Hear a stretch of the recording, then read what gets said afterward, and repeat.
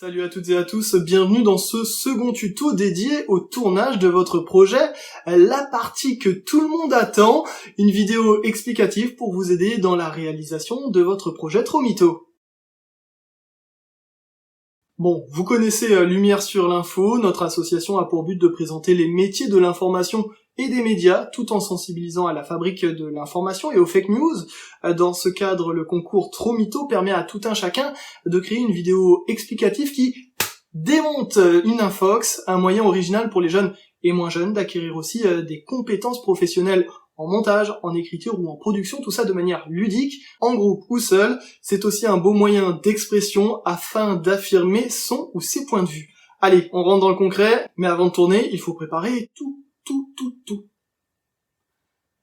Ça peut paraître bête, mais il est nécessaire de faire une répartition des rôles dans les équipes avant de tourner.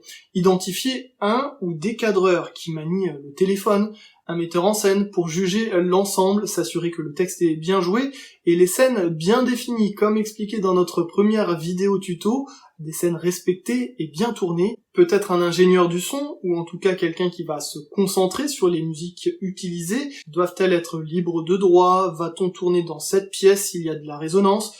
Peut-on brancher un micro sur le téléphone, etc. Il faut aussi déterminer des journalistes, des acteurs ou actrices, s'il y en a dans votre projet. Quelqu'un s'incarne-t-il devant la caméra? Des personnes aussi pour les accessoires, les accessoiristes, s'il faut des costumes, de petites choses nécessaires pour chaque scène. Cette ou ces personnes vérifient que tout est à sa place lors du tournage.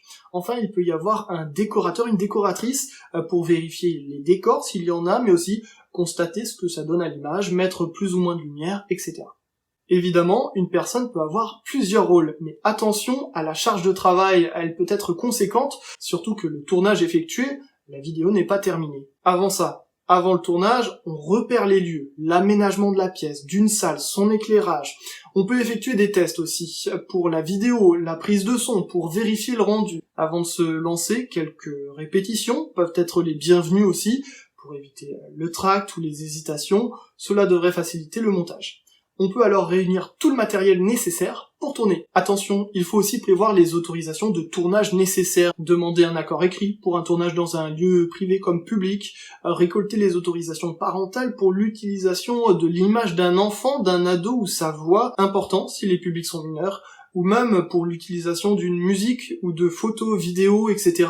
Les contenus amenés à être publiés dans vos projets doivent au moins créditer les œuvres artistiques utilisées, c'est-à-dire les mentionner dans votre vidéo.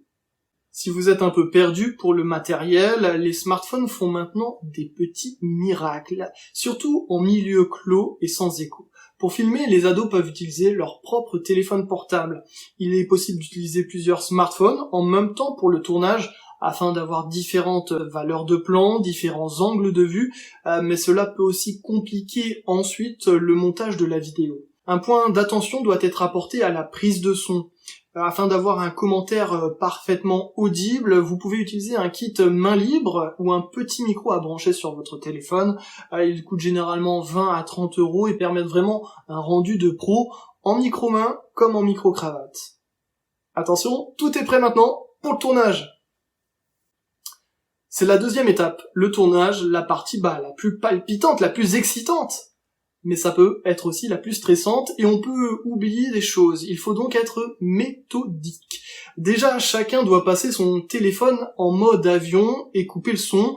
Ça évitera les bips, les sonneries et autres interférences. Tournez ensuite en format vertical et gardez la meilleure prise. Attention en effaçant les mauvaises prises de ne pas supprimer les bonnes, ça serait ballot. D'ailleurs, une personne peut être chargée de récolter toutes les prises de vue et les centraliser pour éviter des pertes. Pour éviter de trembler lors de l'enregistrement, un petit trépied ou un objet peut caler votre téléphone assez facilement et donner une image stable. Pour avoir des repères lors du montage, il est important que le tournage d'une scène commence avant le début de celle-ci. Ce début peut être marqué par un clap, comme au cinéma. Pour tourner et vous aider, on peut réaliser différentes valeurs de plan. Le plan général, une vue à grande distance pour mettre en valeur un décor, par exemple. Le plan moyen pour se concentrer sur une ou plusieurs personnes, cadrées de la tête aux pieds, c'est très utile pour filmer une personne, par exemple, qui bouge, qui est en mouvement. Le plan de buste pour donner une importance à la personne qui est filmée. Et le gros plan pour souligner une phrase importante, une émotion ou un objet. Il y a aussi différents axes et mouvements de prise de vue. Tout ça doit être écrit dans le storyboard décrit dans le premier tuto, afin de ne pas être perdu le jour J. Vous pouvez faire des prises de vue en plongée, la caméra est plus haute que le sujet filmé, cela permet de créer un effet d'écrasement. Des contre-plongées également, c'est l'inverse, et ça permet de grandir les personnes. Un zoom, pour aller chercher un détail dans l'image, ou un travelling, pour suivre un personnage en mouvement. Un petit conseil, évitez de tourner uniquement des plans avec des mouvements, ça peut donner vraiment le mal de mer, et puis les plans fixes vous seront très utiles lors du montage pour venir donner du rythme à votre vidéo.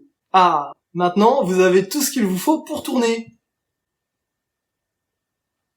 Ah non, on n'a pas parlé du commentaire et de l'enregistrement audio.